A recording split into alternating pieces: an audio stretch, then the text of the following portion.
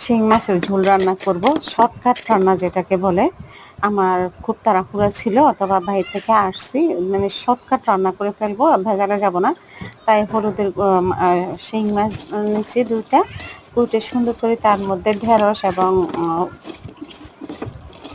Tomato দিছি, দেখতে পারতেছ, পেঁয়াজ।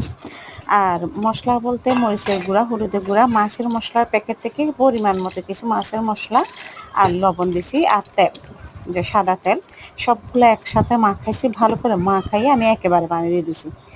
আর এগুলাকে আমি হাই হিটে প্রায় 15-20 মিনিট উতরাইছি, ভালো করে উতরাইছি। উতরানোর পরে আমি এইগুলাকে একবারে ঝোল কমাই ফেলছি।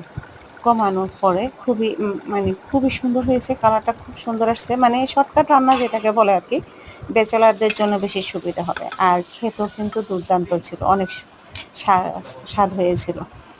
ট্রাই করতে পারো।